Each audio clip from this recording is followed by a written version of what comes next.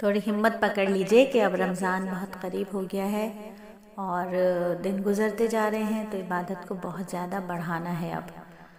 تو عبادت بڑھانے کے لیے کیا ہے کہ وقت بھی نکالنا ہے، بلکہ عبادت کے وقت میں سے کام کا وقت نکالنا ہے۔ اب ایسا نہیں ہے کہ کام میں سے عبادت کا وقت نکالنا، نہیں، بلکہ عبادت کرتے کرتے کام کا وقت نکالنا ہے۔ ٹھیک ہے بھائی، اب کام اتنی دیر کے لیے مجھے کرنا ہے اور باقی ٹائم میرے عبادت میں گزرے۔ تو اس کے لیے ضروری ہے کہ ترغیبی بات بار بار ہوتی رہے کہ بار بار کی تکرار دل کا قرار بن جاتی ہے۔ ہمارے اسلاف کا تو یہ حال تھا کہ وہ پوری پوری رات قیام میں رہتے، پوری پوری رات تلاوت قرآن میں رہتے، اور پھر بھی ان کو تھکن نہیں ہوتی تھی۔ آج ہم ذرا 15 منٹ بھی قرآن پڑھ لیں تو ہمیں تھکن ہونے لگتی ہے۔ صلاۃ التسبیح تو سال میں ہی پڑھنی ہے، کیونکہ ہمت ہی نہیں ہے کہ بہت لمبی نماز ہے وہ بھی پڑھنے کی ہمیں توفیق مل جائے اللہ کی طرف سے تو مل جائے، ورنہ ہماری تو خود کوشش نہیں ہوتی۔ یہ ہمارا حال ہو گیا ہے۔ علامہ ابن رجب حنبلی رحمہ اللہ تحریر فرماتے ہیں کہ اہل شام میں سے جلیل القدر تابعین مثلا خالد بن معدان، حضرت مکحول، حضرت لقمان بن عامر وغیرہ شعبان کی 15ویں شب کو کی بڑی تعظیم کرتے تھے اور اس شب میں خوب مبالغے کے ساتھ عبادت کرتے تھے۔ بڑے اکابرین، بڑے بزرگ بڑی عبادتیں کیا کرتے تھے۔ حضرت مولانا عبدالحی لکھنوی رحمۃ اللہ علیہ لکھتے ہیں کہ شب برات میں بیدار رہ کر مختلف قسم کی نفلی عبادات کے اندر مشغول رہنے کے مستحب ہونے میں کوئی کلام نہیں ہے۔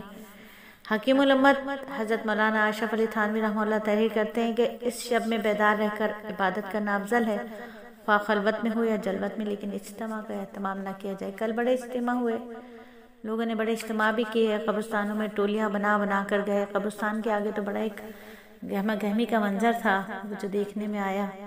پھول بھی بک رہے تھے، اگربتیاں بھی بک رہی تھی، اور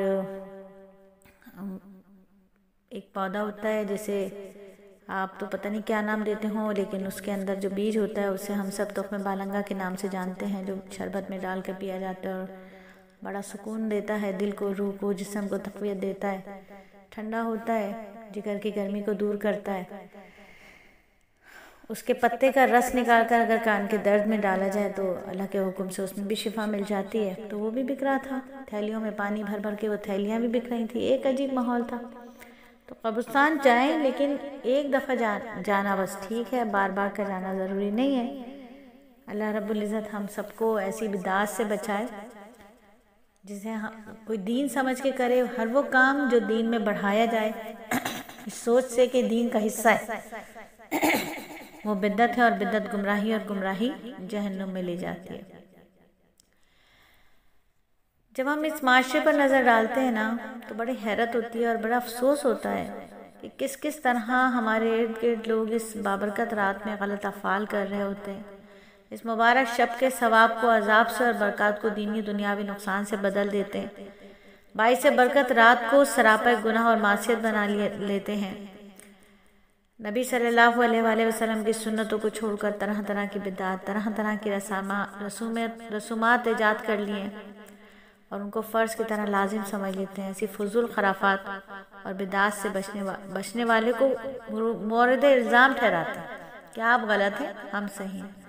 تو ایسی فضول بدعات نہیں کرنی چاہیے، ایسی رسومات بھی نہیں کرنی چاہیے، اور جنہوں نے نہیں کی انہوں نے بہترین کیا، اور کچھ لوگ جو کرتے ہیں اور نہیں کر پائے تو اب اس پورے مہینے کو مکمل ہونے سے پہلے کریں گے ضرور۔